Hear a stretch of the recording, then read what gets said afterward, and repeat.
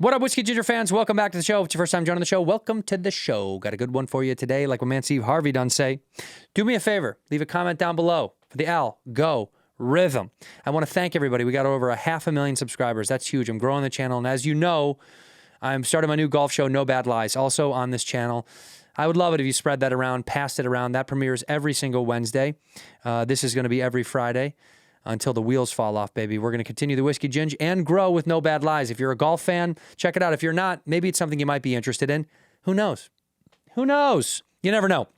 Also, only doing a couple of dates. Go to andrewsantino.com. I'm out there in Edmonton and Winnipeg. Winnipeg, doing my thing. So go to andrewsantino.com for those tickets. I'm only doing a couple of shows because I'm on the road doing this golf show. And quite frankly, I don't know if I have the time to do more than 2 shows, but May 22nd and 23rd, Edmonton and Winnipeg, andrewsantino.com. And of course, the Bad Friends are on the move as usual, July 18th and 19th. We're only doing 2 shows for this whole year. That's London and Dublin. So go to badfriendspod.com for those tickets. In here, we pour whiskey, whiskey, whiskey, whiskey, whiskey. You were that creature in the ginger beard. Sturdy and ginger. Like vampires, the ginger gene is a curse. Gingers are beautiful. You owe me $5 for the whiskey and $75 for the horse. Gingers? Oh, hell no. This whiskey is excellent. Ginger. I like gingers. Ladies and gentlemen, welcome back to Whiskey Ginger. My guest today is one of my favorite people on earth. I say that from. I guess when I meet him once again today, it is Brooks Wheelan. USA. USA. And I'm only doing that post-election. You have to do it twice. USA. USA. Because if you do it more, Right. then It it's a starts. little dangerous. Yep. Then you're Yep. starting a chant. Brooks Wheelan is on the podcast. My arguably, if not quite literally, my oldest friend in comedy. Truly, yeah. We Truly. met when I moved here in 2009, like right away. Yeah, 2008? No, 9. I moved here in 2009. And then- I met you before that, though. In my No. heart. In my In heart. our In hearts. my Yeah, heart, you I would come met down to you. Long Beach Yeah. when I lived in Long Beach. Yeah, dude. The good old days. I remember one time I said, I was like, why don't you come down to Long Beach more? Because you were living in West Hollywood. You go, Yeah. That's not how this works. you come up, dude. Yeah. We didn't move here to live in Long Beach. No, but I did. But the reason it was so funny is because I lived in Long Beach. Like, you were on. Hold on. I was on Santa Ana and Second, and your place was on. It was on Second. I don't remember. Second, and I do though. You do? Wait, hold on. I don't remember. I was only there a year. It was like only 4 streets away from my old spot. God, why can't I? I do see the name in my mind because I remember I'll think of it. with an F, like a fair. Dude, I'm going to look it up, but who cares? I'm going to look it up for 2 seconds just because I want to. Yeah. Anyway, we lived in Long Beach when we first started comedy, and then we grew up, and then we moved up here, and nothing really has changed. Yeah, It feels well, the exact same. I was working in Irvine at an engineering place is why I was down there. Well, you were smart and Not accomplished. smart, Yes, no. smart and accomplished. But so when I moved to Los Angeles from Iowa, Laverne. yes, it Laverne. was Laverne. Damn it, Yeah. Laverne. I remember my old landlord's name was Betty Duckman, and she was cool. Betty Duckman? Yeah. That's such a great name. Yeah. What was Betty Duckman's vibe? What was her thing? Was she retired? She was retired. I'd write her a check. I'd walk it over. I'd put it in her mailbox. It was great. Betty Duckman rocked. Was she a solo? Was she divorced, I don't know. widowed? I didn't talk to her a You lot. really didn't dig in with Duckman. No, I just wrote her a lot of money. No, what was rent back then? Do you remember? I was a two-bedroom, 2-bathroom house with a front yard and a garage, and it was probably $1,500. It's insane. Dude, that's so funny. This is 2009. This isn't I that know. long ago. This is 15 years ago. Now that same house is probably $5-6 grand a month Yeah. in rent. And it was, I would say, now It was a beach. It was a it beach was like house. I would right? say a quarter mile from the beach. Right. It was like a bungalow beach house that you could walk to the beach. Yeah. It wasn't that bad. My rent was me and my buddy Colin. I think each of us paid. I paid $475. I think he paid $575 because he had his own. He had his own bathroom or his ensuite bathroom. Yeah. I had a lot of roommates. Yeah. I had 3 roommates in 1 bathroom. Easy situation. That's rough. Easy situation. Well, here's what happened one time when I was in college. Another friend in their apartment complex came over and opened up milk and put it behind our toilet. Like hit it there. It was like this prank. And That's a bit. Yeah. And then me and my roommates were so upset with each other, whoever was smelling the bathroom. Like we genuinely thought someone was doing awful things in there. We didn't think it was That's so funny. rotting milk Right. for like months. Nobody cleaned, obviously. No, of course Nobody not. cleaned. I was just like, I swear to God, I opened my friend Reese's door. And I was like, what the fuck are you doing in the bathroom, man? Dude, think about And then how lazy. He woke up and he's like, what are you doing in the bath? It created complete dissent. Dude, how lazy are young men that they'll complain to each other before they'll even think about cleaning? What maybe is the problem? They're like, you did it, dude. You did it. And also the part when you have roommates where you're out of shampoo by so far that you're just putting water in it and then throwing that on your head because you're like, if I buy shampoo, that fucker's gonna use it. That was the rule in that old house. You had to take all your stuff back to your room. I had a shower caddy. So dark. I had a shower caddy. Dude, I did. I had a shower caddy because we didn't trust each other. Because, no, you don't trust each well, other. we were also so broke. Everyone was broke that you're like, I can't afford for you to use my shit and me get into a fight with you about me having to go buy new shit. Yeah. It's just a waste of a roommate fight. It's like, I'd rather fight with you about, hey man, when you had those people over on Friday, like 5:30 was a little overboard. 4 o'clock would have been, can we shut it down at 4? Yeah. 5 was like, come on, dude. Like, I definitely want to go to bed. I pushed my buddy too far one time where I realized I'd taken it too far. Because we lived in this hallway. I'm living in Iowa City, and like you could hear me pinballing down the hall, like coming home. Bumping into the walls? Yeah, at like 2:30 in the morning. And I was mad at my friend for not going out with me that night because he like had to get up early in the morning. Right. And I was just banging on his door. I was like, Reese, you're a bitch. You don't party anymore. What happened to you? And like I just hear, Jesus Christ. Like when you hear someone from like outside the room take their blankets off, like I heard like, whoosh, and I was like, oh, no. And I ran into my room and I locked my door and he kicked my door in. Oh, yeah. Like just because, it's a paper thin door, but he kicked it in and I was like in bed. I was like, I'm sorry. He's like, I'll fucking kill you. Yeah. It was, Like, I was sleeping. No, that wasn't me at all. I wasn't blacked out bumping into the walls. Yeah. The roommate life, by the way, there is a piece of me that, look, obviously we're too old, but it was kind of rad. You come home and see friends. So fun. You see friends at home. It's so fun. You come, like me and this roommate had the same deal. Whoever woke up first, they would go and get Gatorades. Huge. And you would open it for them, and you'd be like, "Here's a Gatorade for you." So sweet. Yeah, it's like best friend stuff. Yeah, you don't get that anymore. No, He just got out of it. He just got his own place, and he's 20. I'm so sorry. 5, and now this is the end of it, though. You'll never experience this again because now you're not going to go backwards. You're either going to move in with a girl, or you'll keep getting your own spot. The loneliness is odd. It's weird, right? Yeah, I've lived alone for the last over a year. It's the first time I think my whole life I've lived completely alone. Yeah, because you've always lived with I've had lived with girlfriend chicks or and, roommates. right. This is your first alone for a long time. First alone, 37. I was 37. Lived alone the last year and a half. Don't love it. No. It's boring. Yeah, but you leave your house a lot. You're not there a lot. I like to gossip. You're a gossip girl, dude. Yeah, I want to wake up and gossip. That is so exactly fun that is gossiping. what's fun about going out to the living room, seeing someone on there, playing a video game, Mm-hmm. what someone else is thumbing through their phone, and you're like, "What's going on last night? What'd you Yeah. guys do?" It's a fun little thing to stir to like, what? Ooh, somebody got home Ooh, late. yeah, what happened to that dude? Huh? I had I won't say who this roommate was, but it was when I was like 34. Oh, so I know who it is. You know. Yeah. I won't. That's I fine. will not disclose. fine. But it was a roommate, comic, love him, still love him. Mm-hmm. He texted, "Don't come home tonight," and I was like dating a girl, and I was like, "Fair." Right on. So I didn't, and I get home the next day, like at noon, and I was like, "What's up?" He goes, "I fucked up, man." He's like, he had gone to see, what's that movie? Like Quentin Tarantino wrote it, but he didn't direct it. True Romance. True Romance, yeah. He went and saw True Romance at the Hollywood Such a Forever good movie. Cemetery. Fun thing to go do. Met another couple. Mm-hmm. They gave him some Vyvanse or something. I don't even know what that is. It's like It sounds like, is it like antidepressant stuff? no, it's like sex medicine or something. It says it's a stimulant. Yeah, it's like Like ecstasy. ADHD. Or whatever. Okay, It's okay. not ecstasy. It's Can you just Adderall. It's Adderall. Adderall. Yeah. So they take a bunch of Vyvanse. Adderall. They take a bunch of Vyvanse with these strangers. Yeah. And then they came home and had to force them. What? And I come home and he's just like, oh, fuck. And I was like, you did what? That's why you don't come home to me? Yeah, he says, don't come home because I'm having a foursome. Pretty rad, though. Good for that, dude. Very funny. Good on you and Vyvanse. Thanks, Vyvanse. Yeah. This episode of Whiskey Ginger is sponsored by Vyvanse. You looking to have a foursome? Go see True Romance. Get yourself some Vyvanse. In a cemetery. Oh, yeah, at the Hollywood Yeah. Forever? Yeah. Dude, that's a pretty good lineup. Hollywood Forever Cemetery, True Romance, Vyvanse, Foursome. Fun night. Fun night, Yeah. dude. You ever had a foursome? No. Threesome? Have you ever had the Devil's Threesome? I hooked up with two girls one time.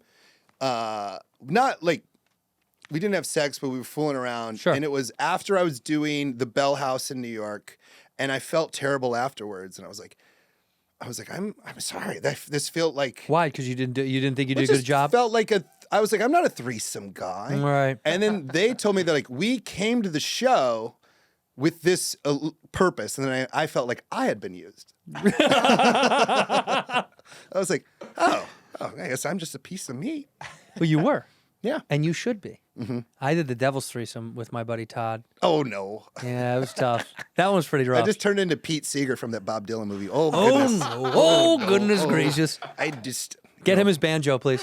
trying to just have a nice tribulation. So wait. Oh, no. So you did A girl. How? A girl. What age? A girl. This is sophomore year of college. Okay. A girl. 19, 20. Yeah, 20 maybe we were. A girl was at my buddy's house and was flirting. But it was like kind of like a flirt. She was talking to everybody. She was being cutesy with everybody. So Yeah. it wasn't like exclusive to us. You know, it wasn't like I didn't feel like, ooh, she likes me. And then she had said to me, I kind of like your friend Todd. And I was like, oh, all right. That's annoying. And this is in Arizona? Yeah. Okay. And I was already kind of annoyed. I was like, why'd you fucking go talk to him then? Leave me alone. Like, why are you flirting with me? And she's like, no. But I was thinking maybe both you and Todd could hang out. We could all hang out. Whoa. And then I went up to him and I was like, are you cool with this? Is this weird? I don't know. Yeah. Obviously, I've never done this. And he was like very like yeah, bro, like one of these fucking San Diego. You know what I mean? These San Diego. That's why I went to Arizona State was filled with like those guys. He was like, I don't know, bro. I think it's fucking kind of chill. I think it'll be fucking cool if you just don't be weird about it. And I was like, no, I'm not. Do you want to, is that what we were doing? He's like, yeah, fuck it. We go back to this other house party. Okay. We go upstairs. Real tough, dude. One of the most embarrassing tough moments in my life was starting to get started together, like hooking up, and then hearing him go, oh yeah. And I was like, no! I had full panic. I was like, I can't. And literally, this is so gross and sad and weird. I literally stopped. Oh, this is so embarrassing and stupid. God. Wait, I stopped. I went to the bathroom and I took a shower. Yeah. I was just like, I had to shower to like get rid of how sad I felt. They were going at it. He's like, of course. He was like, whatever, dude. You're like, I was being a pussy about Yeah. it. So then they kept hooking up when I left. I showered, cleaned up, and then it was like, later, have fun. I had a joke about like showering in college, about how a stand-up shower can turn into a lay-down shower if you're sad enough. I remember this joke. Yeah. That's a great joke, dude. But it came from, I mean, first of all, that story's insane. It's disgusting. What was I thinking? Did I think that was going to be rad? Like, no, it's my buddy. I don't know why I thought that was a cool idea. And it wasn't like a alpha, like, yeah, dude, we're going to hook up with this chick. No, it's It not was very fun. pensive and weird and nervous and like, what are we doing? No, part of that sounds cool. It was whack. Yeah. But it was her idea, which is like, Sure. made it feel better because I was like, all right, it's not like we went up to a girl like, you're hooking up with us. She proposed it, so I thought, maybe she's going to be in control.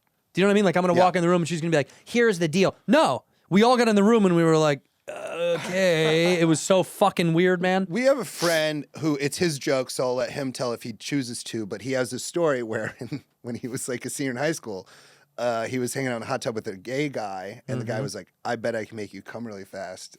And he said, okay. And the dude blew him. Really? Yes. That's and then he spent the night laying on just like the kitchen floor being like, am I gay now? Like, yeah. I think I'm gay. By the way, a guy betting you, I bet I can make you come. Yeah. What are you going to say to that? I don't gamble? I don't know. I'm not a gambler. I haven't had it happen yet. Yeah. Well, McCone, propose. No. First of all, before we go too far, Okay. because you and I will just ramble about nothing forever. Please, ladies and gentlemen, watch Brooks' stand-up special. It's out right now. It's out. Because we're talking about comedy. It's out right now. It's called Alive in Alaska. 11 Alaska. It's good. It's beautiful, dude. It's really, really pretty. Yeah, You did that's such a good. great job. You Thank sent me stuff before you ever posted it when you were on the road doing like the documentary of it. Yeah. This is really rad. Go watch it. The link will be in the description down below. Very cool. But please go watch my old dog Brooks. Yeah. My old dog Brooks. Anyway, It's the best special. You'll see someone lose $20,000. yeah, you lost money making it. I remember you told me that. You're like, dude, you're not going to believe this. I lost money making it. I was Lost like, a well, lot of money making it. you know what though? Well, that's why you should watch it. You should watch it, please. Yeah, I didn't get rich on it. Is there a donate button on the thing? Do you do that for YouTube and stuff? No, I don't know how it works. You should do that.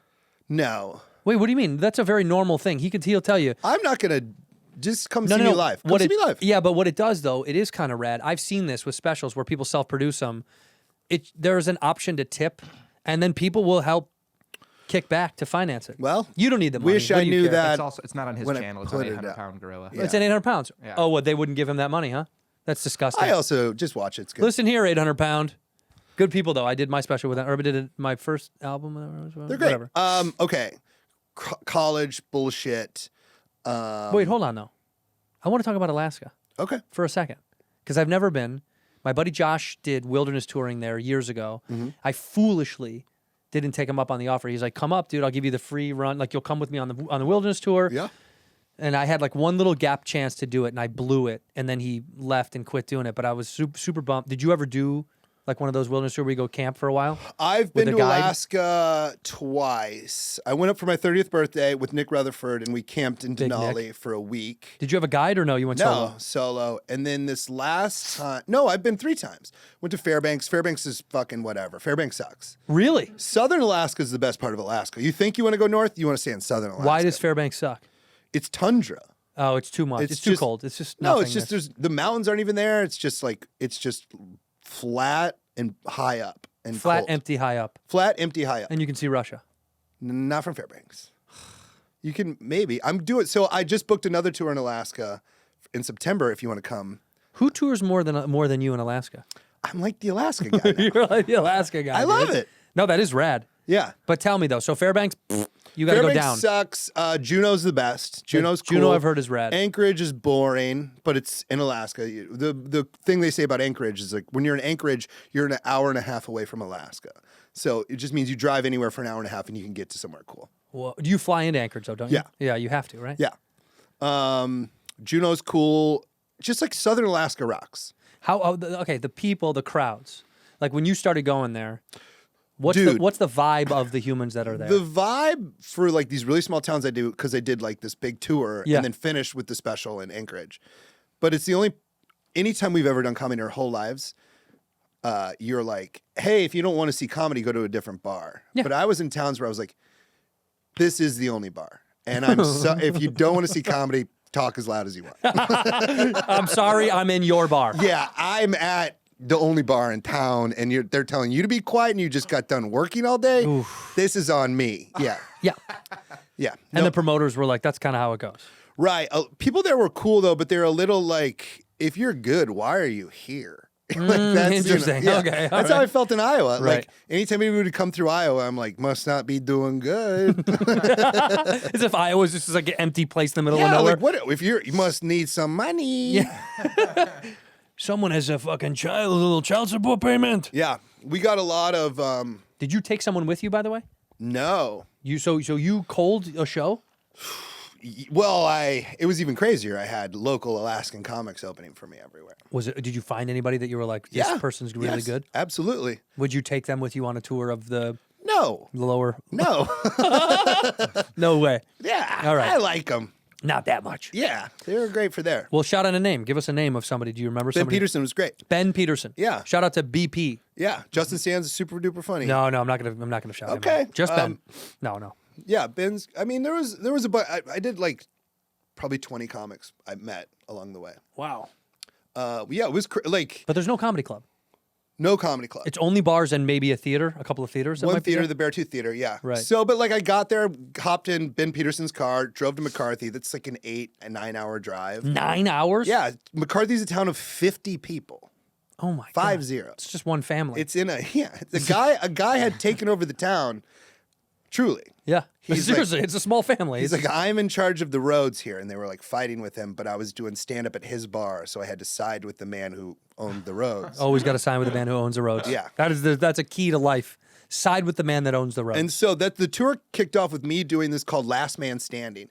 It was in McCarthy. It was the last day, like the town was open. They're all leaving. So what Last Man Standing is they all drink and eat the supplies that they had for the summer. What? So they're like, we got to get rid of all this because it's going to go bad when we leave. Right, because it's going to rot. Yeah. So they just throw a big eating Throw and drinking big party. Eating, drinking party. It gets crazy. Right. And I did stand up in the middle of it. No, dude. Yeah.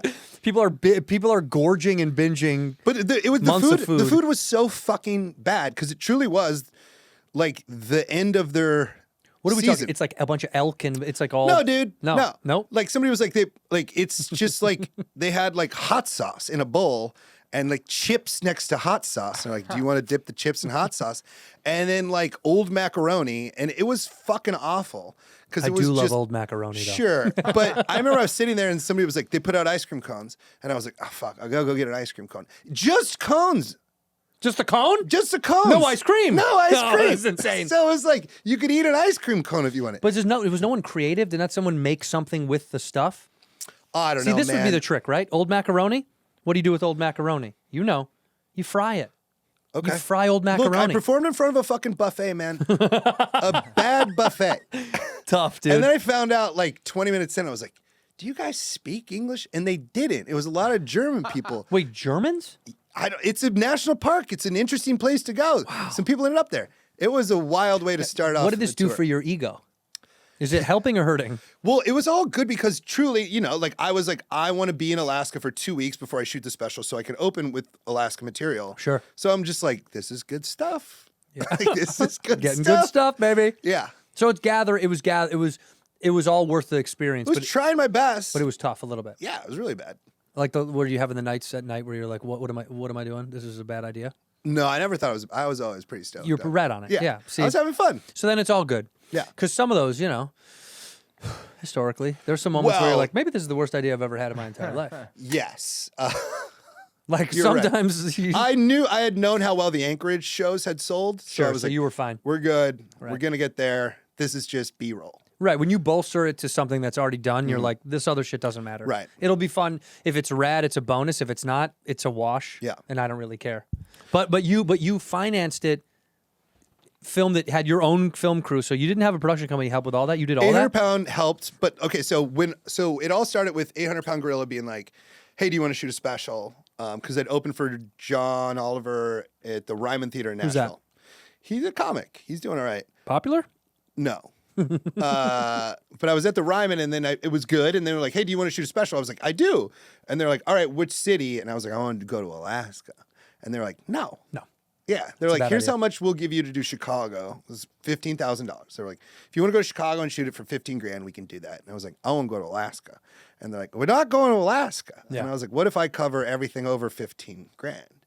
And they were like, "Okay." It's on you. Yeah, they don't give a shit. So then it was like, I put in like 20 to do it. And 20 like, on top of the 15. Yeah. So it's an expensive, nice special. Dude, that's a lot of money. I mean, you double the budget. Yes. Well, what are you going to do? You'll make it back. Sure. But so that's like how, so they were helping and they were producing, and then I was just covering extra costs. That's good. By though. going to a dumb place to do it. Yeah, but you did it your own way, which is that's the best part about it. Because then no one's going to tell you like it has to feel like this or look like this. No one's going to do that because they're like, well, it's his money. Who gives a shit? Right. Yeah. And I edited, me and Martine, my Say it the right way.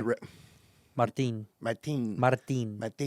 Can you go Mar? Martine. Yeah, it's not gonna Martine. happen. There it We edited the intro and outro to give them that shit, and it was good. You did it, and then you let one of their editors do the rest of it? No, we did. Oh, you did all of it? Yeah. Oh, wow. That's pretty rad. Yeah. Yeah, that's the difference in this day and age is like people, I think fans are so like smart and keen now that they know that like most of the time everybody wants to do self-funded shit because then you have all the control. Because the early days, like back in the, when we did our half hours together, it's like, Yeah. you have literally zero control. In fact, I remember sitting with, I won't say her name, sitting before and them like going over your jokes. And I was like, what? I have to tell you what I'm going to say. The and, like, half hour was like one of the most fun things we did it together. It was awesome. and But you had no control, by the way. It was like, that's their but shit. no control. But like I had just gotten done. I'd just been fired off SNL. You didn't get fired. Sure. You exited. Whatever. I exited SNL. And so I was like, I didn't take the half hour too serious, but it made me very, I just felt like I didn't need it. Right. When in fact, I totally needed it. We It was absolutely needed it. Yeah. Yeah. It was But very I remember important. somebody gave me this advice, like, don't, like, do 22, don't do any more, so then they can't fuck with it. Correct. And I remember I did 22 and walked off, and they're like, wish I go did. back out and do a little more. I go, no, fuck off. That was so smart, man. I wish I did that. That sucked a little bit because was only then they have control over what you leave in. Yeah, because it was only because I was like in that moment thought I was bigger than it, which I wasn't, but that was a good way to feel it. I guess you were at the time because you had just done SNL. So Yeah, I was like, I don't need to do you were a this. hot shot, baby. Yeah, I was like, I want to do an hour, and they're like, we're about to not be a network anymore. You know, AutoZone, they bought us. I think they own us right now. I think we're going to be in the parts department.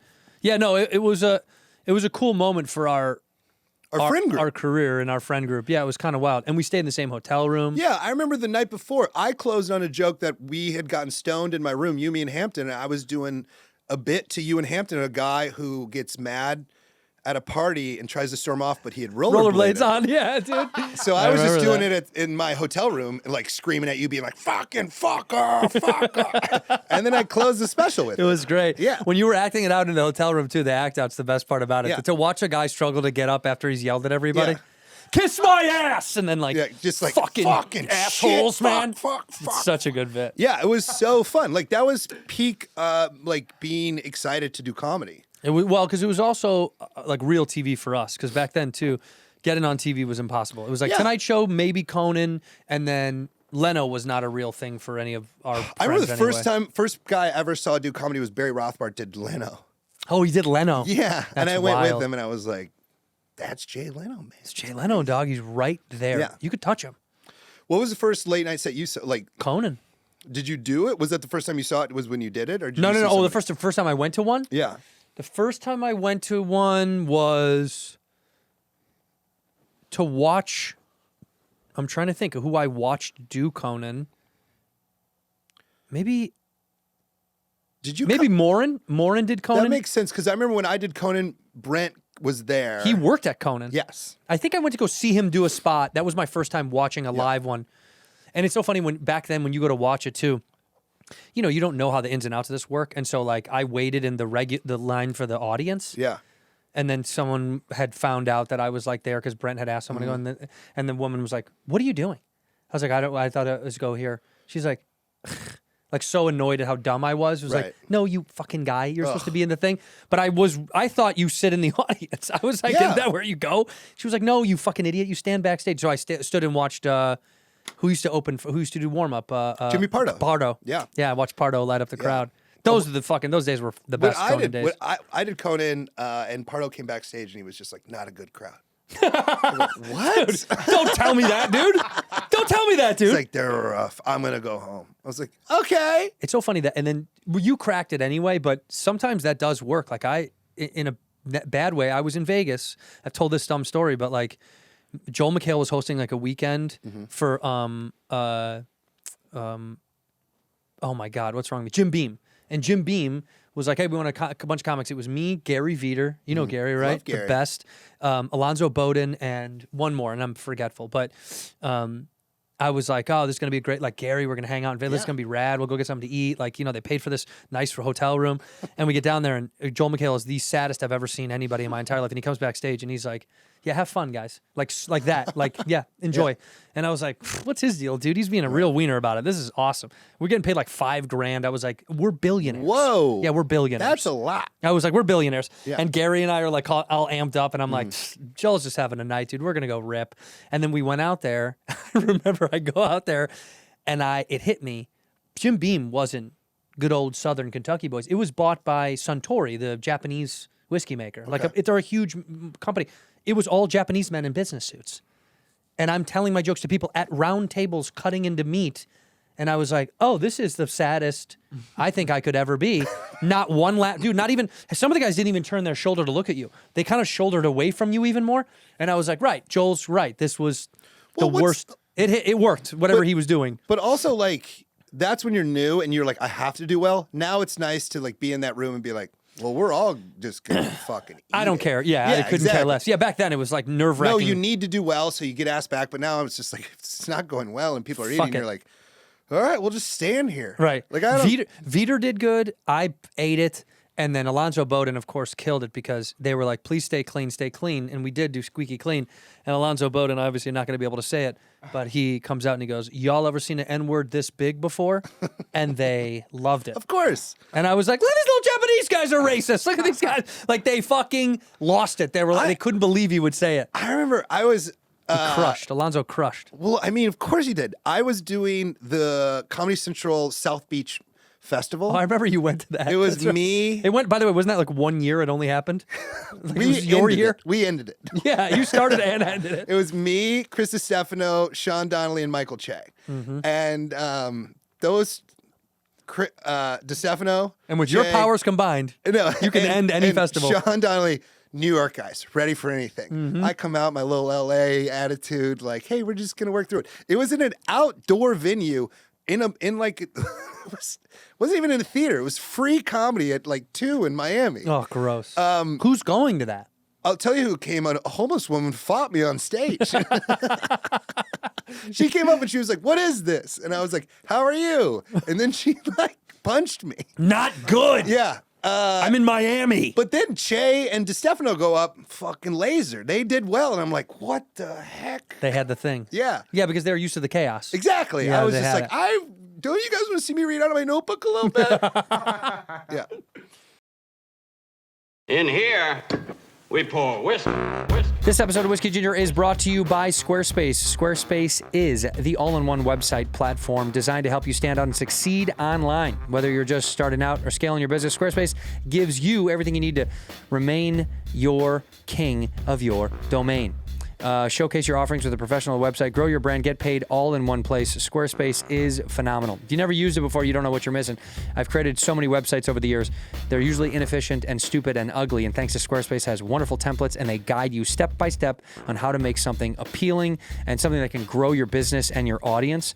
The best part is they've got so much, they have cutting edge design and these SEO tools, these integrated Squarespace SEO tools. They're going to help you, your website become optimized and indexed with meta descriptions. So an auto-generated sitemap and much more. This way you show up many more times, more often when people are looking for you. Even if they're not looking for you, might just pop up. They really do a great job over there. They have a donation station. They also have videos, a video platform where you can be promoting your own content or whatever you're selling or whatever you're making, whatever you're offering. And Squarespace has condensed this down to one simple place. So if you're building a website, I don't know what you're doing. You got to try it out. Get over to squarespace.com for a free trial. When you're ready to launch, use the offer code WHISKEY to save 10% off your first purchase of a website or domain. Hey, I'm here to tell you about KICKOFF. Everyone needs credit, and it is the bane of many of our existences. When you're trying to build it, you're trying to retain it, and that's why KICKOFF is here with the most popular plan at just $5 a month. KICKOFF Premium has even more power. It's a feature pack plan that's $20 a month. KICKOFF gives you a credit line just for building credit, and it reports it to the 3 major credit bureaus. All right. That's what KICKOFF does. They give you this credit line just for credit building, reports it. It's pretty amazing. KICKOFF helps you quickly improve the key factors that determine your credit. Many people are like, what are they? I don't know. I had to look online for all this stuff and find out what builds your credit. I'm in my 40s. I still don't know. Factor 1 is your new account immediately diversifies your credit mix. Factor 2 is each on-time monthly KICKOFF payment builds payment history. And Factor 3, because your monthly payments are so small, your credit utilization, the amount of credit you're using, gets healthier fast. So, whether you want to buy a home, you want to buy a car, or take advantage of a credit card rewards program to travel or whatever that may be for you. Or you're new to the United States, like my good friend Fancy on Bad Friends, and you want to establish credit. You're new here, you gotta try KICKOFF. No matter how fast time seems to be flying, it's never too late to make progress, okay? If you're saving up for a big purchase like a home or a car, you need to build credit fast, KICKOFF can help you. Their #1 credit building app in the App Store and plans to start at just $5 a month. That's dirt cheap, man. No credit check, no hidden fees, and no interest whatsoever, man. This stuff has helped so many people, and I needed so much help on my credit, particularly when I first moved to Los Angeles. So thank God for KICKOFF, because it is helpful. Building credit can happen faster than you expect with KICKOFF. Don't wait. Get your first month for just $1 at getkickoff.com/whiskey. That's KICKOFF without the C. It's 80% off. at GetKickoff, KICKOFF.com/whiskey. Must sign up at GetKickoff.com/whiskey to activate offer. Offer applies to new customers, first month only, subject to approval. Offer subject to change. Terms and conditions may apply. Point stat based on Equifax Vantage Score 3.0. Changes for kickoff users starting under 600 who made their first on-time payment between January 2021 and March 2024. Payment and credit activity outside of kickoff can have an impact on your credit. Individual results may vary. Ginger. I like gingers. You miss New York at all? I'm there a lot, actually. You'll never move though. Never, ever again moving back to New York What's the City. quote? I quote you a lot. What's the quote? Oh, it's a city that broke my brain. City that broke my brain. Yeah. Whenever somebody asks me about New York, I go, it's a city that broke Brooks' brain. It did. It destroyed me. It was awesome to watch. I moved there. It was a firework. Feeling pretty good. Yeah, feeling really good. Came back and was like, I gotta go to therapy now. Yep, Yeah. you did. Yeah. But by the way, too, coming to see you at SNL, you have, to this day, the funniest headshot photo on the wall at SNL. It's Okay. the most un-Brooks. No, it sucked. It's such a shitty, look at this shitty photo of you. It sucked. Because you're a handsome, good-looking dude. No, but they no, like you're a cute boy. They like airbrushed it me, looked man. so dumb. It looked like whenever I walked by it, I was always like, "That's not Brooks. I know Brooks." dude, seriously, so the first time I ever saw it was the first episode of SNL where they showed. yeah, you know, yeah. You always like, I think of like, Sandler and Farley when they would be like, Chris Farley, and he's like drinking at a bar, and I was like, that's so cool. It's like a little bit who you are. And then for me, it was just a still shot of like a Men's Warehouse. Yeah, dude. Photo. It looks like a Joseph A. Bank commercial. So like, straight turn- up. So when they were like, I was with Beck Bennett and Kyle Mooney. We were in our dressing room, and they're like, here's the first episode. We hadn't seen this. We never. The guys yelling our name, and we're like, oh, cool, let's watch. And they're like, cool. And then I saw mine. I go, fuck, take it down. I was like, that looks really bad. Because I remember just pointing at it, being like, who thinks that guy's funny? Yeah, that's not a funny not guy. A funny guy. Well, it just doesn't look like you. It's a funny thing when the business tries to like package what they already have. They're like, you already proved yourself, and then they try to do something with it, and you're like, just show me the way I am. I remember. So I was 26 when I got it, and I remember when they were doing those photo shoots, they were like, this is the new Jason Sudeikis because he had just left. Oh, right. And I'm like, that guy's like 35, man. That guy, or however he was. Right, in his I'm young like, I'm 30s. a 26-year-old, very nervous guy. Right. Yeah. I'm like, I don't have like the dad of the group energy right now. The dad of the group. No, you Yeah. didn't. They were like, you should be You like had the beaten stepson. Yeah. Yeah, Let which me, you were. Let me panic in a wall. Dude, whenever I hear a story, by the way, about like brothers and families fighting, especially because like Bobby always tells stories about his dad and stuff. Yeah. I always think of you and your fucking brothers and like the nonsense of your world. They're crazy. They're good. They're good now. How are they? Everything's okay? Yeah. My mom, I was just home recently. I was just home. Because your nephews are how old?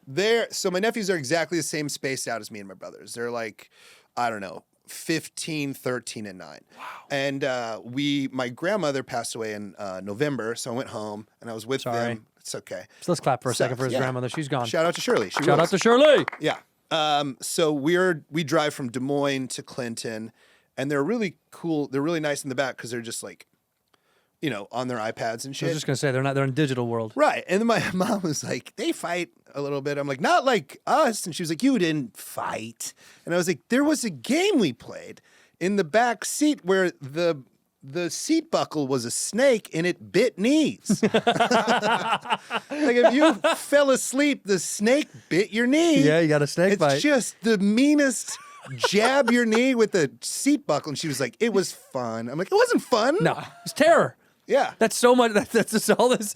Why do you think I'm like this now? Because of the snake bites in the back of the Oldsmobile. Yes. Or And did you ever do the turn the lights off and run at each other? Do you know this game? No. Dude, we used to turn the lights off at my buddy Costello's house. We'd have friends come over like Josh and we turned the lights off. The game was really with pillows to like swing and hit. Right. But it turned into like a fight. It was like Yes, of somebody would course. get elbowed. It was never like a sweet like, oh, you got smoked with a pillow. It was like, oh, you got forearmed and your tooth pushed into your and now you're bleeding and then someone's freaking out and then the mom is like, I fucking told you. Yeah, it never was calm. I remember it was never chill. We had a pillow fight, and it was a big pillow fight, and then somebody goes, what the fuck? And my friend Mark had put a clock in his pillowcase. Holy shit, Mark. Yeah. What So the he fuck? just swing around like a clock. It's a hardened criminal. Mark is destined for prison. He's putting clocks in the pillowcase. Yeah. He's like, I know what'll fuck these kids up. Yes. Where's Mark now? Do you know? I think he's dead. Yeah, Mark died. Yeah. Let's give it up for Mark. Mark's also Gotta- dead. yeah. Shout out to Mark, dude. God rest I the dead. genuinely do think he's dead. By the way, probably. Yeah. By the way, your grandmother just died now? Yeah. At what? 90? What? 91. Wow. Yeah. We got 93 out of ours. That was incredible to me. Yeah, she crushed it. But did she get, was she, see, this is what I'm always fascinated with people that break the 90 mark. Was she like health conscious her life or no? No. See, isn't that crazy? She was Not just one of these ripping 90s. cigs. Yeah, that not, see, I don't know, one 90 story of any of my friends whose grandparents lived past 90. Not one of them was like, yeah, they were in pretty good shape. Like she really took care of herself. She wasn't. I know, that's shape. amazing. No, well, physically, Yes. not on the inside. I don't. She was probably tiny, but she didn't was like. she was didn't- tiny. She didn't have like a diet of like, oh yeah, she only eats. No, but I'm just saying, like, you wouldn't.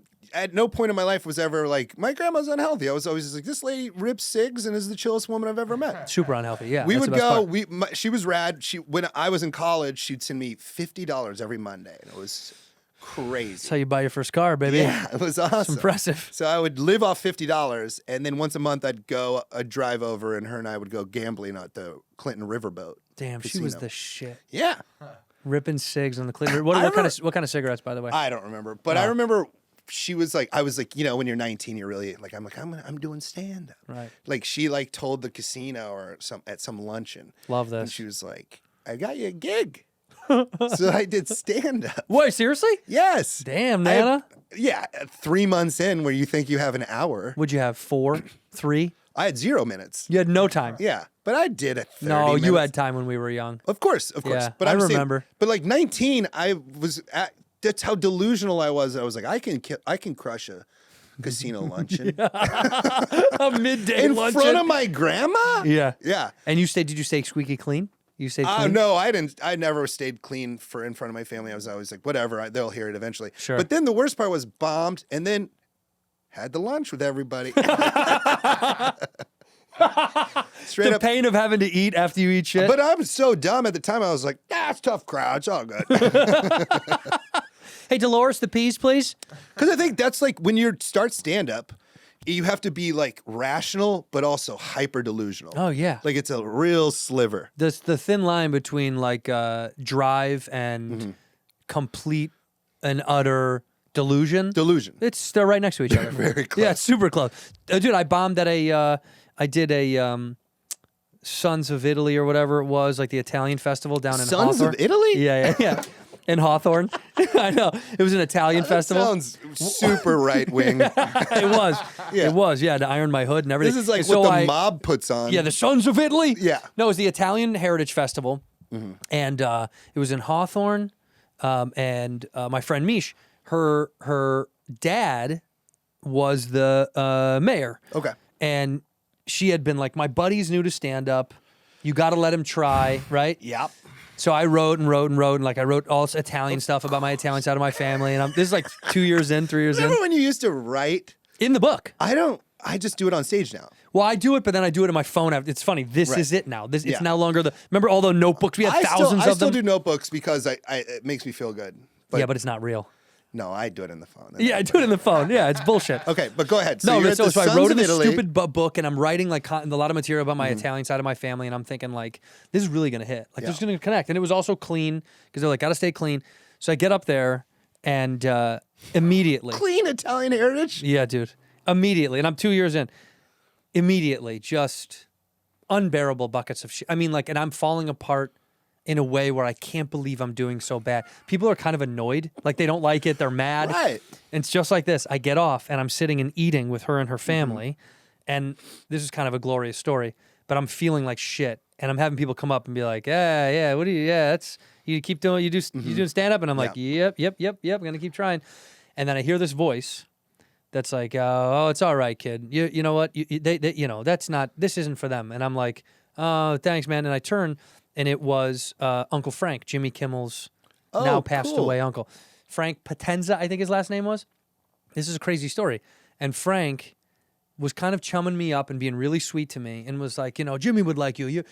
He likes comics, and this is not for these people. Like, he was being so nice to me, so kind, dude. It was unbelievable. And he goes, "This isn't what they would want. You're not. This is like these guys are all stiffs and it's." And he goes, "You want to meet Jimmy?" And I was like, "Oh, I mean, yeah, And he goes, "I'll leave you tickets to come see the show." That's awesome. And he did. He left me tickets to come see the show, and then we got to the VIP area of Kimmel.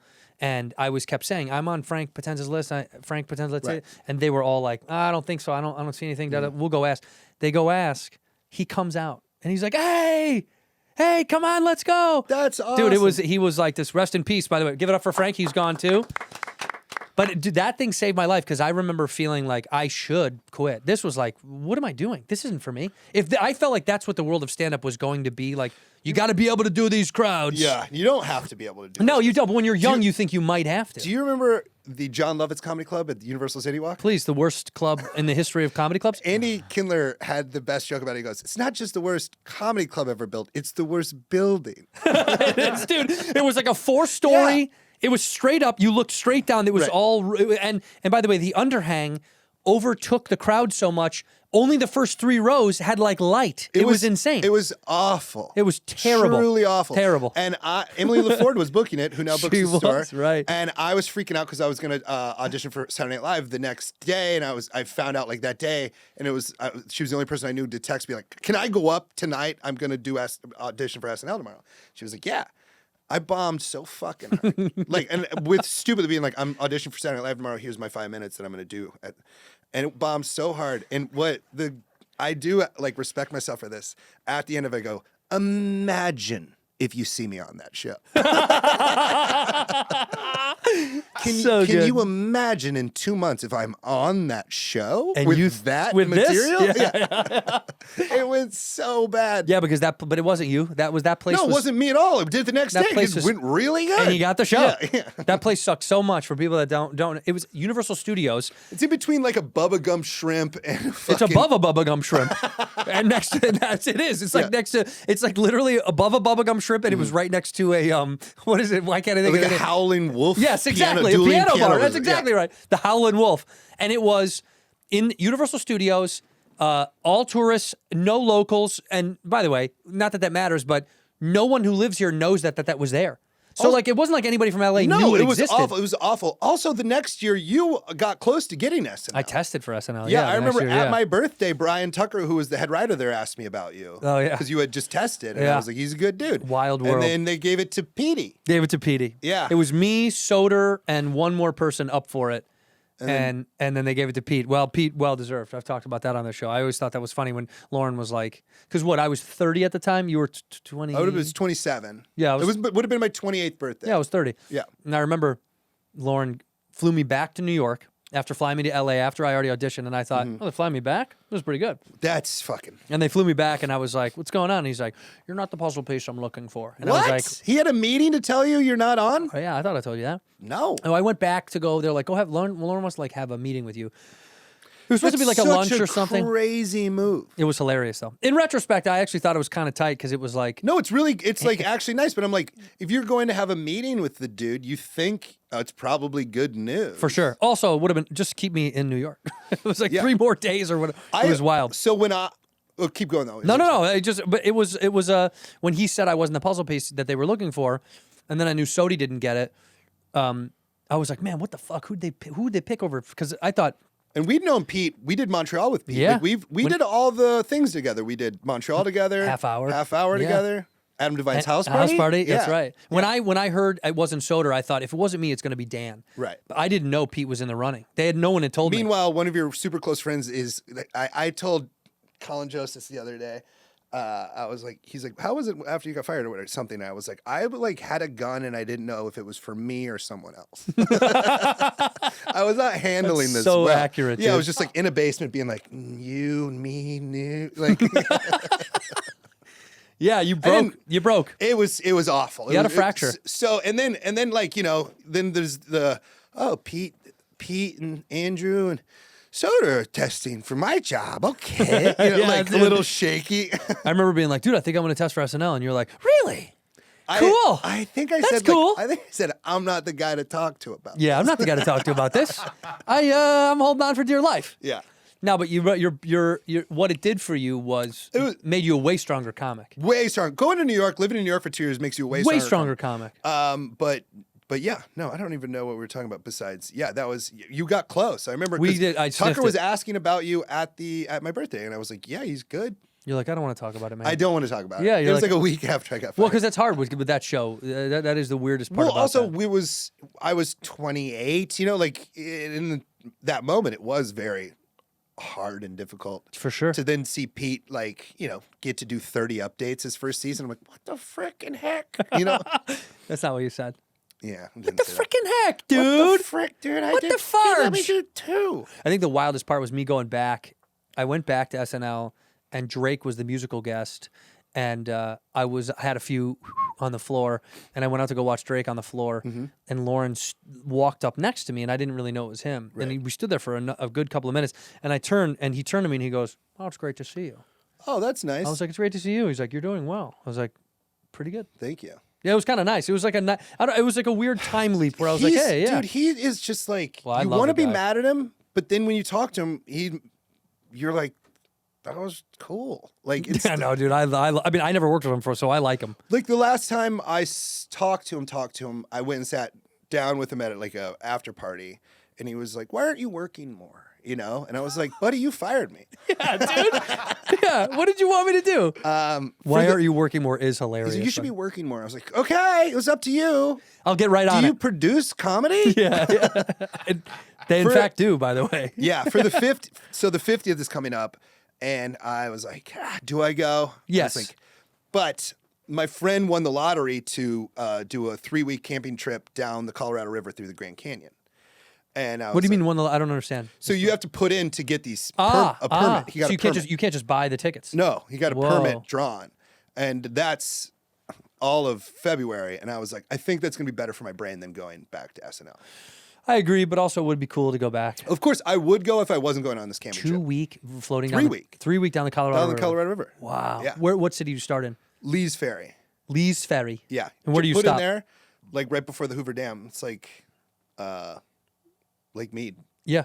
I don't know. Whoa. But I'm like, I don't have like, I used to be really mad at SNL, clearly. Who wouldn't Yeah, be? yeah. And now I'm like, nah, it's cool. It was a cool thing. But Because it is. You've moved on so much. Yeah, but I was like, oh, that'd be fun. And then I was like, but I think this is more fun. Way more rad. Yeah. How many dudes are you going with? 4 skate pals that I have. Guys that I know? No guys that I know. No guys Not like you know. Whit or those guys. I met them through Whitmer and Tim Robinson. Oh, you They're did? like skate pals of theirs. Are they professional skaters? Yeah. They are. You don't want to say their name because you're afraid. I get it, dude. No, I'll they're- name them. I know who they are. Okay. Jamie Thomas. Hold on. Artosari. And I mean, I don't know. hold on, dude. Okay. I'm not done. And Daewon Song. And Christian Hosoi. Soy's gonna be there. Yep. Daewon Song was one of my favorite skaters of all time, by the way.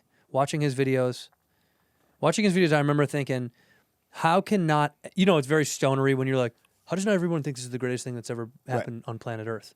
And you show it to someone who doesn't care about skateboarding, they're like, so what? You're like, what are you talking about? When you were living in the Midwest, Yeah. would you watch surf videos? Skate videos.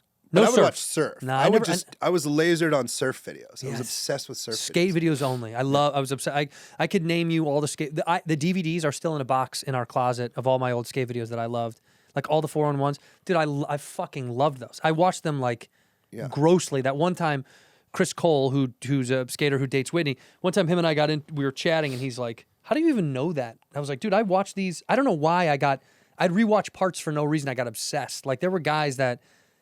I think it's because it's such a difficult skill. When you see someone do it so good, it's I don't know, because if you ever skateboarded, you know how hard it is. Yeah. Then when you see it, you're like, do you guys not understand that this is fucking like magic? We're watching magic happen. I'm an A to B skater. I can get around. Yeah. Like one of the greatest compliments ever in front of some pro skater one time was like, Brooks is all right. But I can't. I'm like, I can't ollie. But you can skate. I can skate. Yeah. My favorite, like the happiest ever was in my life was in New York City. And I got really good at skating home from 30 Rock to my place in Alphabet City. And I would try to do this thing where I was like, it's a slight decline the whole way. It's like 50 blocks or more than that because it was on like 6th and I was on D.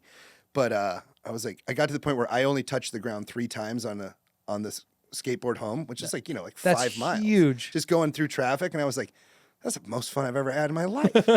3 pushes is crazy. Three just taps. Like, because it was all slightly down, it's perfectly downhill. That is fucking amazing. That feeling is kind of like if you ski or snowboard, is when you get off a lift and you don't get into any traffic and I you forgot cruise how all the good way you down. are at snowboarding. I'm okay. Yeah, but you're I love good at it. I love it, dude. Yeah. I love Well- when you don't hit any traffic, it's the great. You're like, I own the Did we mountain. snowboard once? No, or maybe we were just talking about it, but maybe Yeah. we snowboarded once. We did one time. Yeah, because you were like, I'm going to put my headphones on and I'm going to fucking see you later. See you later. Yeah. I do that a lot. And I was like, okay, I'm going to like think about breaking my knees while I'm on these fucking yeah, skis. no, I get in my fucking zone. In here, we pour whiskey. This episode of Whiskey Ginger is brought to you by BetterHelp. BetterHelp is incredible. I know you've heard about it. I know you've heard me talk about it. But BetterHelp is so important to me. Getting therapy, getting help is so. I think it genuinely does really improve your life. I mean that. And let's talk turkey. Let's talk numbers. Traditional in-person therapy can cost anywhere from $100 to $250 per session. That adds up fast. That's a lot of money. But with BetterHelp Online Therapy, you save an average up to 50% per session. All right. With BetterHelp, the best part is you do it from the comfort of your own home. It's fast, it's accessible, it's very easy, and you want to break away from that anxiety and that stress. And BetterHelp has over 30,000 therapists, the world's largest online therapy platform. They've served over 5 million people globally. I don't know what you're waiting for to talk about whatever issues you may have, but now is the time. You got to get that done before it eats you up inside. All right? You don't want to let it explode and it blow up at a barista for some reason because there was too much foam on your coffee, and that's really because there's something going on inside of you. All right, you got to get the help, and it's convenient. Join a session with the click of a button, helping you fit therapy into your busy life. You can switch therapists at any time. Your well-being is worth it. All right, visit BetterHelp.com/whiskey today to get 10% off your first month. That's BetterHelp, BetterHelp.com/whiskey. You ever woken up with a weird symptom, like a tingling in your foot or something like that? Something's going on, something doesn't feel right. You need to go see a doctor. Don't waste, okay? Don't waste your time and sit around being like, who cares? I'll figure it out. Then you're walking with a weird limp and you got a hump. You got a hump in your back and a limp. You're not taking the time to care for yourself physically. You're going to be in some trouble as time goes on. All right, you got that itchy eye from that weird pillow you slept in an Airbnb in New Orleans. Go see a doctor. I moved neighborhoods. I'm telling you, and I use Zocdoc. It helped me out so much. Find a new doctor. It was so fast and easy and convenient. Zocdoc is a free app, if you don't know, and website where you can search and compare high-quality in-network doctors and click to instantly book an appointment.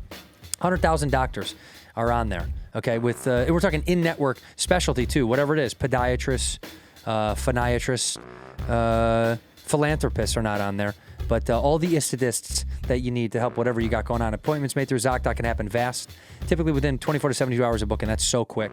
You can even score same-day appointments if you're lucky. And you can filter for doctors who take your insurance. That's the best part. I know insurance is tough these days, but you can find someone locally nearby who's a good fit for you, and you can trust that the reviews are from real patients. So that's something that you really want when you're looking for somebody new to trust with your health in their hands. So stop putting those doctor's appointments off and go to ZocDoc.com/whiskey to find and instantly book a top-rated doctor today. That's Zocdoc, ZocDoc.com/whiskey, ZocDoc.com/whiskey. Ginger. I like gingers. Coolest you've ever felt. Okay, coolest you've ever felt like going to work. Like for me, it was straight up going to do a weekend update, putting on my Beats by Dre. Hell yeah. Skateboarding in New York, like at 11 in the morning, skating to 30 Rock, being like, I'm fucking going to do update today. Like, it was really cool. That is so it was cool. a genuinely cool, like, I would never make fun of me for thinking that was cool because it was cool in the moment. So rad. What about you? God, what's my coolest work moment? Probably like calling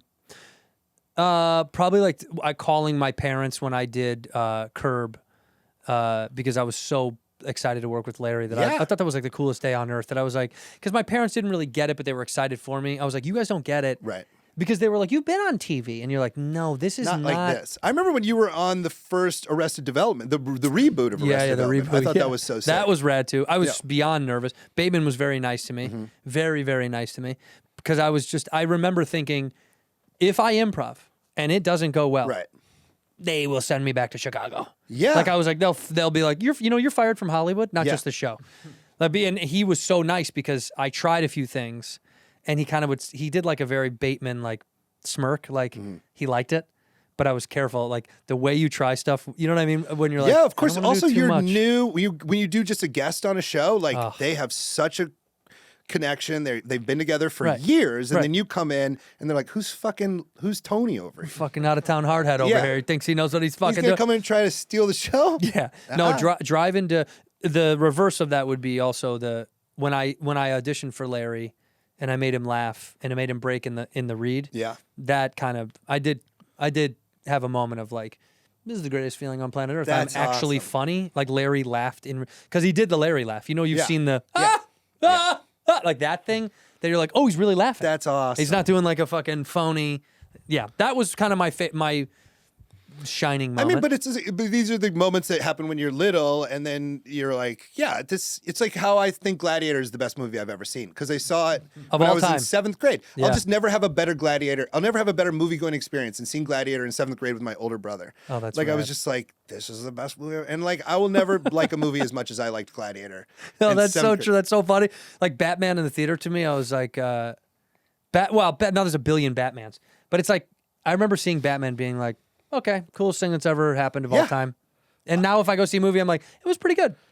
Yes, Everything is exactly. pretty good. You're like, it's yeah, it's pretty good. I just wrote this down. I don't know if there's a joke here, but my dad fell asleep taking us to see Jurassic Park in 1993. Mm-hmm. Yeah. And he still claims it's because it's boring.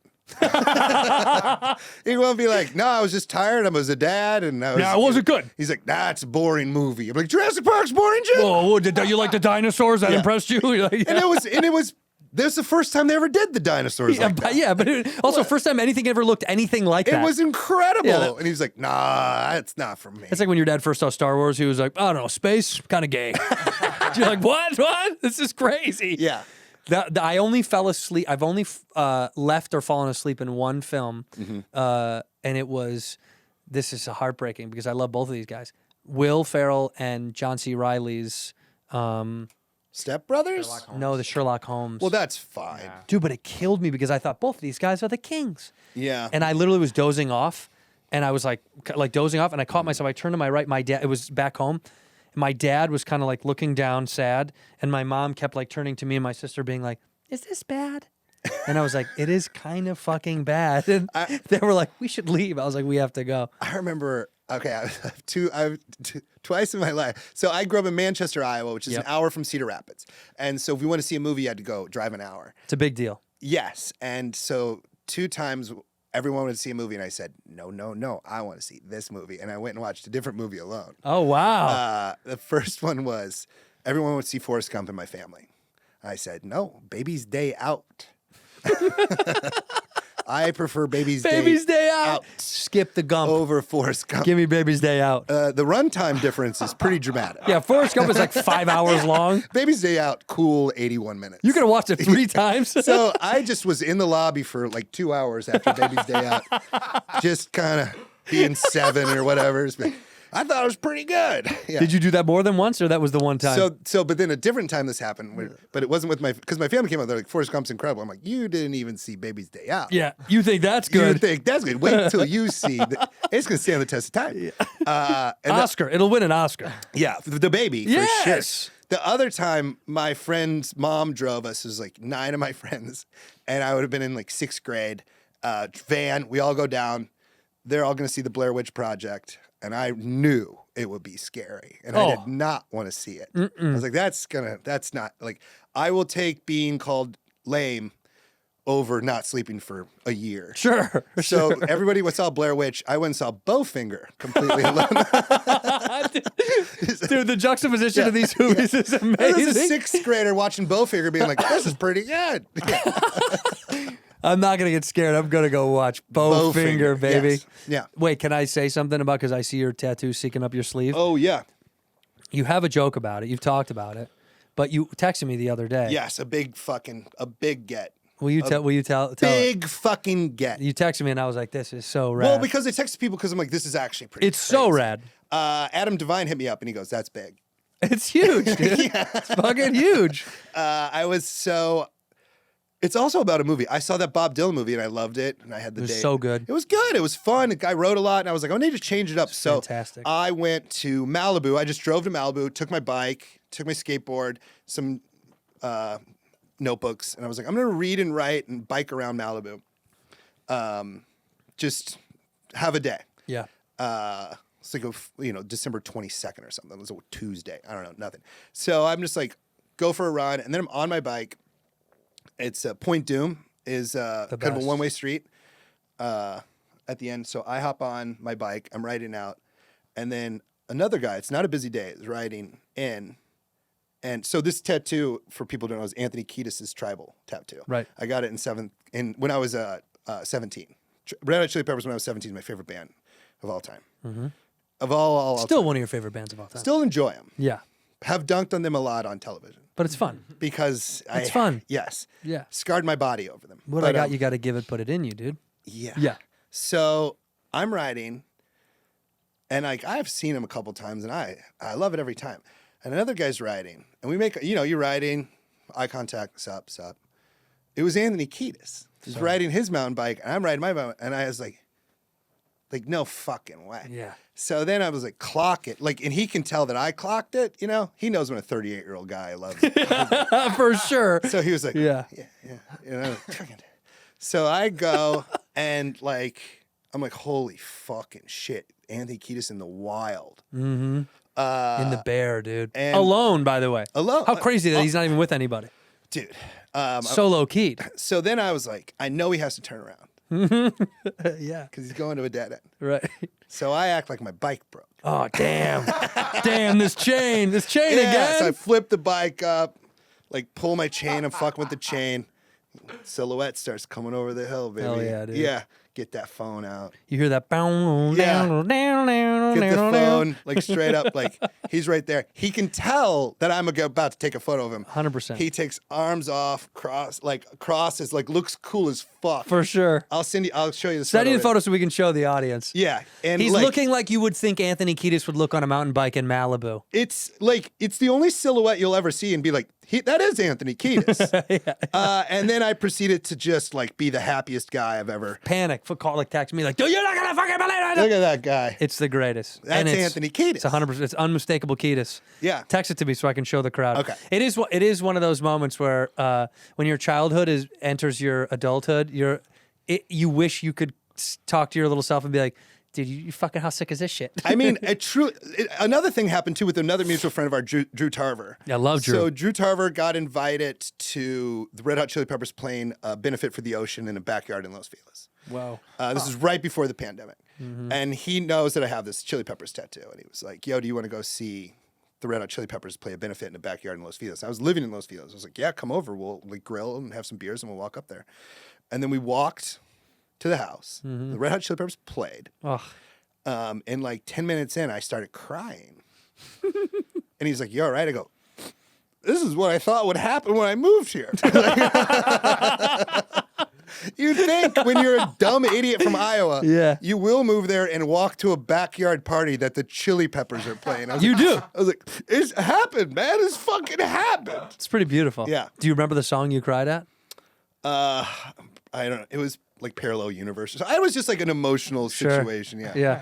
I remember there's two bodyguards there, that I also really liked hearing this, like two like security guards and big guys. And one guy was like, who's this band or whatever? And the other guy goes, they got that song, City of Angels. Like he's just getting under the bridge wrong, which is fine. He's like, City of Angels. Calling it City of Angels. You love is so City of great. Angels? And the guy's like, I don't know City of Angels. And then this big bodyguard goes, sometimes I feel like I don't have a partner. And I was like, I love this moment for you guys. You're like, is that City of Angels he's singing? Dude, and Such honestly, a good song, I thought about this too. So I've run into Flea. Flea is hanging out in Los Feliz a lot. And I've run into Chad, what's Chad's the drummer's name? Anyway, I can't. I know. I can see him. Chad Smith. Chad Smith. Tough last name to remember. Yeah. I was at the SNL after party. Chad Smith was there one time, and Patrick, who's the drummer of the Black Keys, came over and he knew I had this, and he goes, is your tattoo glowing? I go, no. And he said, go meet him. I go, too nervous. Is your tattoo glowing? Is such a great Because line. I dunked on him so hard on SNL, I felt so bad about it. They don't give a fuck. I know, but Those it's guys still, are so rad. What do they care? Sure, but I truly thought in my head, like, if there is at all a situation the other day in Malibu where Kiedis is, where we're just kind of in the same area, I am going to be like, I got your tattoo, man. Yeah, you have to. But he was riding his bike. I didn't want to chase It's going to present itself one more time, and you must do it. Yeah. Like, you don't have a choice.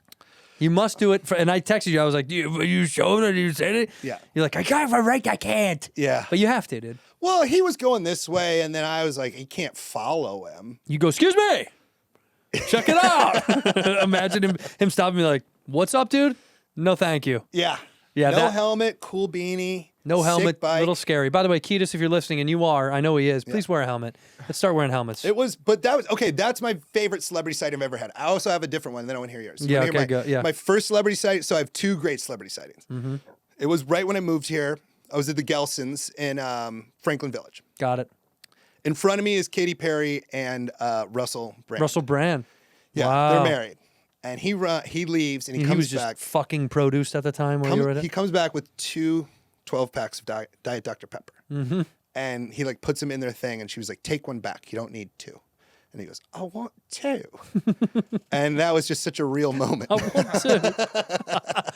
Also, why is she so freaked out about And then, 2? dude, when they got divorced like a year later, I was like, I saw it coming. Yeah, they're fighting at the grocery store. Let the guy have 2. Let him have fucking 2. Yeah, what do you care? You're rich. He hasn't allegedly done anything awful yet. At that time. At that time, he's a movie star. At that time, he was All right, fine. Favorite celebrity sighting for you? Because it's got to be in the wild. You can't just run into him like at work. You're right. No, different as you get older in the business because I've met a lot of people. But when I was young, I think I've said this on Bad Friends too. My dad, we were at O'Hare Airport at baggage claim, and I was probably gotta be 10 to 12 around that time, where you're conscious enough to be embarrassed about your parents in public. Right. Where like under 10, they can't really embarrass you that much, but above 10, you like start to think you might start to get cool. Right. You know what I mean?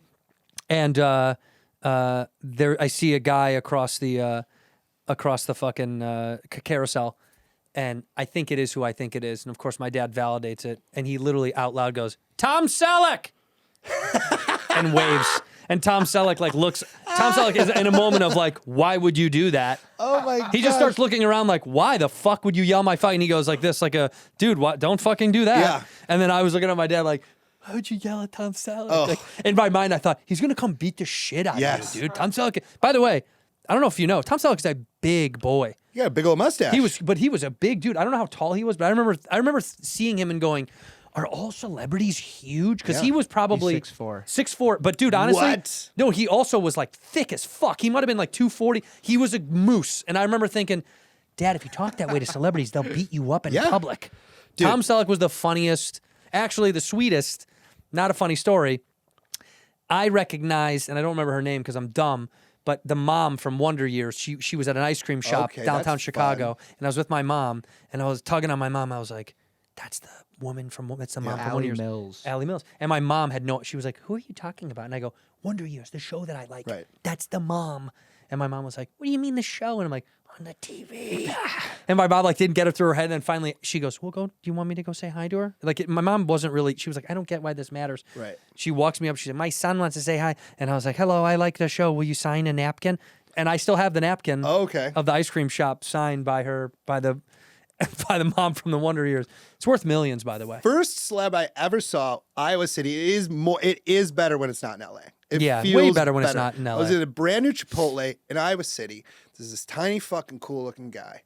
And I said, that guy looks like Trent fucking Reznor. And he looked over and I go, that's Trent Reznor. It was him. It was him. Wait, is he a tiny man? He's not that big. Wow, I didn't know he was a tiny guy. He's short. Tiny Trent? Sure, he's strong now, though. He's strong. Okay, dude. All right. So then I realize it's him. I time it to where I can go meet him where we're both getting sodas at the same time. Perfect, dude. Play it cool. I've never, I love Nine Inch Nails. And I was just like, hey, Trent, I'm a fan. Like, while I'm getting the soda, he goes, uh-huh. I go, when you're done eating, I'd love an autograph. And he was like, uh-huh. So then I go and I watch him eat. You just watch him eat Chipotle? Yeah. I just watched him eat from across the Chipotle, being like, is he done? When can I? Because I just thought it was nice to be like, when I don't want to bother you while you're eating, but when you're done eating. Did you get pinto or black, Trent? You get pinto beans? He takes for fucking ever. Of course he does. He doesn't want to sign the fucking autograph. He's hoping you'll fuck off. So then he throws it away, leaves. I'm so dumb. sprint outside. Trent, you forgot about the autograph we'd agreed on. Silly me. That's so He's good. like, yeah, no. And then I told him, I go, I'm in the arts too. No, I was like no. 19. I was doing stand-up. I had a stand-up show that night. And I almost was like, do you want to go to my show? But I was like, nah, don't do that. He signed a napkin. Cool. And then I skipped my show and I went to see Nine Inch Nails that night in Cedar Rapids instead. And like, then I laminated it, not framed, laminated the dude. poster with the Trent Reznor thing. You still have this? No, because when I moved from Iowa out here, I shipped it and they lost it. And I was like, guys, you lost like all my cool posters. And they're like, what's the value? I go, it's priceless.